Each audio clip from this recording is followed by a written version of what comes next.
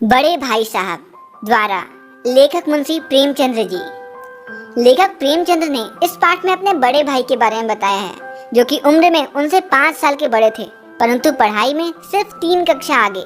लेखक एक्सप्लेन करते हुए हमें बताते हैं, ऐसा नहीं था कि उन्होंने बाद में पढ़ाई शुरू की, बल्कि वो तो अपने बेस को स्ट्रॉन्ग करने के लिए एक ही कक्षा को कई बार पढ़ लिया करते थे। मतलब उनके बड़े भाई साहब बार बार फेल हो जाते थे। लेखक की उम्र 9 साल थी और उनके बड़े भाई उनसे 5 साल बड़े, मतलब 14 साल के थे। वे लेखक पे पूरी निगरानी रखते थे और तो और वो इसे अपना जन्म सिद्ध अधिकार भी मानते थे। बड़े भाई स्वभाव से बड़े ही पढ़ाकू टाइप के थे। हमेशा किताबें खोलकर बैठे रहते थे और जब पढ़ के बोर हो जाते थे तो समय काटने के लिए अपने कॉपियों और किताबों की खाली जगहों पर चित्र बनाया करते थे। एक तरफ तो जहाँ लेखक के बड़े भाई दिन भर पढ़ते रहते थे और चीज़ों को याद करने के लिए एक ही चीज़ को बार बार लिखते रहते थे, तो वहीं दूसरी तरफ लेखक का मन पढ़ाई में बिल्कुल भी नहीं लगता था। मौका पाते ही वे हॉस्टल से निकलकर मैदान खेलने आ जाते थे। लेकिन खेल कूद के बाद जब वो हॉस्टल वापस आते थे तो उन्हें बड़े भाई का बड़ा ही रौद्र रूप देखने को मिलता था और उनके बड़े भाई लेखक को डांटते हुए कहते थे, तुम्हें क्या लगता है पढ़ाई इतनी आसान है क्या?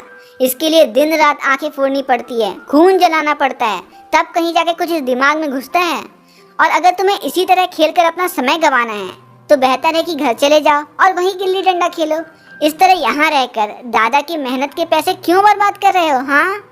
बड़े भाई की ऐसी लताड़ सुनने के बाद लेखक रोने लगते हैं और उन्हें लगता है कि पढ़ाई उनके बस की नहीं है। लेकिन डांट खाने के 2-3 घंटे बाद जब उनकी निराशा हटती तो खुद को मोटिवेट करते और फटाफट पढ़ाई के लिए एक एकदम कठिन सा टाइम टेबल बना लेते। अब टाइम टेबल बनाना तो एक बात है, लेकिन उसे फॉलो करना दूसरी। और एकदम आप ही की तरह लेखक टाइम टेबल तो बना लेते थे, लेकिन उसे फॉलो नहीं कर पाते थे।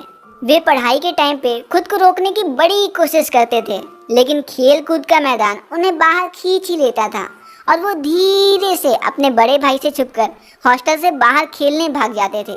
धीरे धीरे समय बीतता गया और आखिरकार फाइनल एग्जाम्स आ ही गए। लेखक बड़े डरे से थे, लेकिन जब रिजल्ट डिक्लेयर हुआ तो लेखक और उनके बड़े भाई दोनों के होश उड़ गए। फाइनल एग्जाम में लेखक के बड़े भाई फेल हो गए थे, तो वहीं दूसरी तरफ लेखक पास। और सिर्फ पास नहीं, वो तो अपनी क्लास में टॉप किए थे। अब लेखक तो 6वीं से 7वीं कक्षा में आ गए थे, लेकिन उनके बड़े भाई साहब 9वीं के 9वीं में ही थे और अब दोनों भाइयों के बीच सिर्फ 2 कक्षा की ही दूरी रह गई थी। लेखक के मन में आया कि वह बड़े भाई को आड़े हाथों लें। बड़ा कहते थे पढ़ लो पढ़ लो पढ़ लो, और देखो खुद ही फेल हो गए। परंतु उन्हें दुखी देखकर लेखक ने इस विचार को त्याग दिया और एक बार फिर वो खेल कूद में व्यस्त हो गए। अब बड़े भाई साहब का लेखक पे ज़्यादा दबाव ना था, लेकिन एक दिन जब लेखक सुबह का सारा समय खेल में बिताकर लौटे तब बड़े भाई साहब ने उन्हें जमकर डांटा और कहा, अगर कक्षा में अव्वल आने पर तुम्हें घमंड हो गया है तो यह जान लो, बड़े बड़े आदमी का भी घमंड नहीं टिक पाया। इतिहास तो पढ़ा होगा ना तुमने, घमंड रावण जैसे ज्ञानी का सर्वनाश कर दिया, फिर तुम क्या चीज हो। उन्होंने अनेकों उदाहरण के साथ लेखक की इज्जत से क्लास लगाई और बोले, जब मेरी क्लास में पहुंचोगे तो तुम्हें पता चलेगा कि पढ़ाई कितनी कठिन है। अरे अलजेब्रा, जियोमेट्री और हिस्ट्री रटने में हालत खराब हो जाती है। और बड़े भाई साहब लेखक के निबंध लिखने को भी समय की बर्बादी माना करते थे और वो कहते हैं, और ये जो तुम दिन भर निबंध लिखते रहते हो ये सिर्फ और सिर्फ समय की बर्बादी है। तुम्हें क्या लगता है एक दिन एनसीईआरटी वाले क्लास 10th की हिंदी बुक में तुम्हारे निबंध को छाप देंगे और बच्चे उसे वासु भैया से पढ़ने आ जाएंगे क्या? अजी बिल्कुल नहीं। और उन्होंने कहा, परीक्षा में उत्तीर्ण होने के लिए मेहनत करनी पड़ती है। अब जो कि स्कूल जाने का समय निकट आ गया था तो लेखक और ज़्यादा सुनने से बच गए। लेकिन इतना सुनने के बाद भी लेखक का मन पढ़ाई में लगा नहीं और वो खेल कूद में शामिल होते रहे। धीरे धीरे इसी तरह साल बीत गया और एक बार फिर से फाइनल एग्जाम्स आ गए और एक बार फिर बड़े भाई साहब फेल हो गए और लेखक पास। इस साल तो बड़े भैया ने बहुत मेहनत की थी, लेकिन वो फिर भी फेल हो गए और वहीं दूसरी तरफ लेखक एकदम इत्तू सी मेहनत करके भी पास हो गए। लेखक को अपने बड़े भाई पे दया आ रही थी।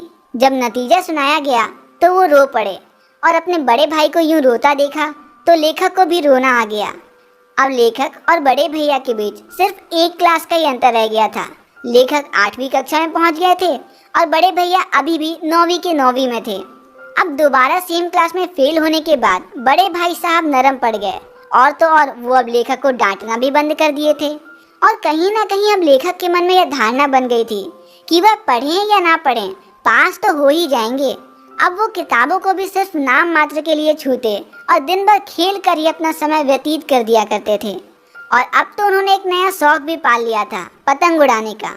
खैर, एक दिन की बात है, वे हॉस्टल से दूर कटी पतंग लूटने दौड़े जा रहे थे कि तभी उनकी मुठभेड़ बड़े भाई साहब से हो गई, जो बाजार गए हुए थे। वो लेखक का हाथ पकड़कर गुस्से से बोले, तुम 8वीं कक्षा में भी आकर ये काम कर रहे हो? एक जमाने में 8वीं पास होकर लोग नायाब तहसीलदार बन जाते थे, और तो और कई लीडर और न्यूज़ रिपोर्टर भी 8वीं पास हैं, और तुम हो कि 8वीं कक्षा को महत्व ही नहीं दे रहे हो। तो क्या हुआ, तुम मुझसे सिर्फ एक कक्षा ही पीछे रह गए हो, और हो सकता है कि अगले साल तुम मेरे साथ मेरी क्लास में भी आ जाओ, और उसके भी अगले साल मुझसे भी आगे निकल जाओ। लेकिन फिर भी मेरा तजुर्बा तुमसे ज़्यादा रहेगा और तुम्हें समझाने का अधिकार भी। बड़े भाई ने अम्मा और दादा का उदाहरण देते हुए कहा, भले ही हम बहुत पढ़ लिख जाएं, परंतु उनके तजुर्बे की बराबरी कभी नहीं कर पाएंगे। वे बीमारी से लेकर घर के कामकाज तक हर चीज़ में हमसे ज़्यादा अनुभव रखते हैं। अब बड़े भाई की इस बात को सुनकर लेखक को अपनी गलती का एहसास हुआ, और वो बड़े भैया की बातें चुपचाप सर लटकाकर सुने जा रहे थे। इतने में ही एक कटी पतंग दोनों भाइयों के ऊपर से गुजरी। अब जो कि बड़े भाई साहब लंबे थे, तो उन्होंने पतंग की डोर पकड़ ली और हॉस्टल की ओर दौड़ भागे, और लेखक भी उनके पीछे पीछे दौड़ पड़े। तो बस यहीं पे खत्म होती है हमारी ये प्यारी सी कहानी। तो बढ़ते हैं अगली वीडियो में अगले चैप्टर डायरी का एक पन्ना की ओर, और तब तक के लिए दीजिए मुझे इजाजत। नमस्कार।